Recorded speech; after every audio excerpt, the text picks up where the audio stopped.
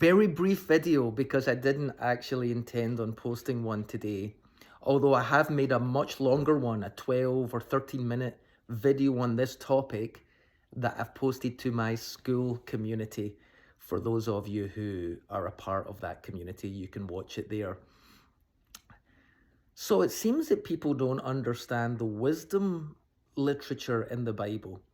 It seems that Christians understand the prophets and the prophetic literature. They understand the historical accounts and the narratives in the Old Testament, and they understand the law code, the Mosaic law and that kind of thing.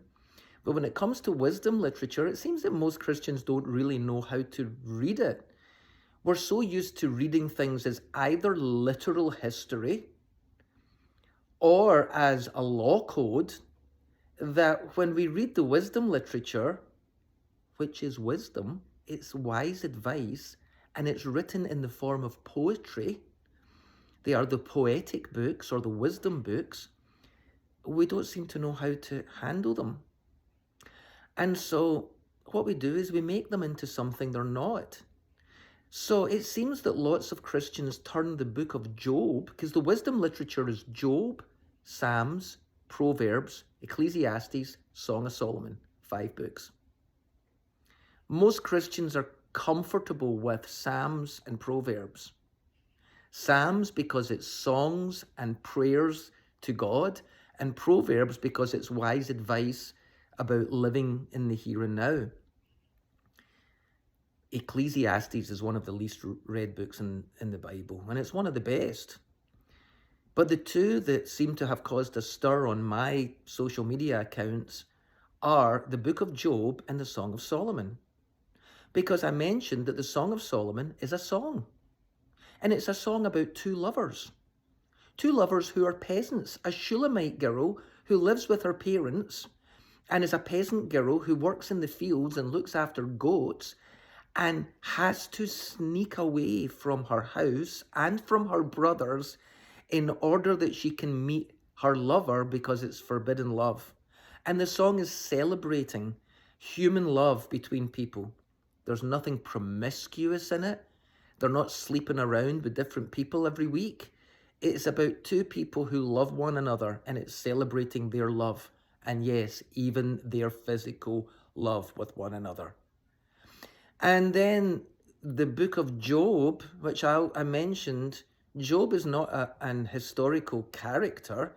It's like a play. It's written as a play with many parts, just like Song of Solomon is written like a musical with different parts being sung. The book of Job is written like a play with different parts being read by different people. And it's not about a real historical event. It's poetry. It's part of the poetic books. It's not part of the history books.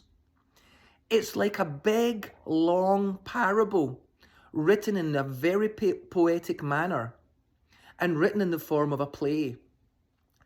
And it is not an ancient book. It's one of the most recent Old Testament books. It was written during the time of the Persian period, and it was written in a style of literature that was common at that time, or maybe not common, but was known at least at that time.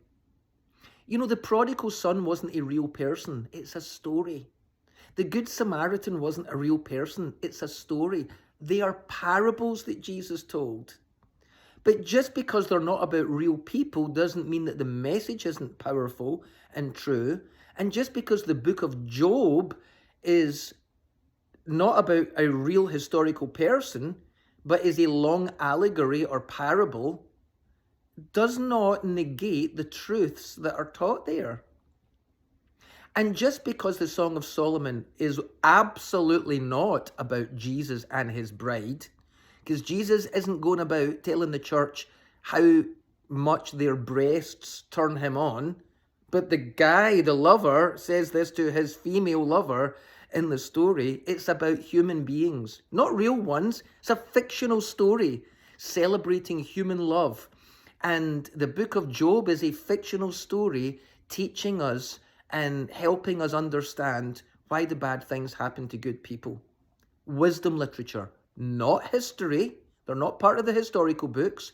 not prophecy. They're not about some mystical relationship with God, and not a law code.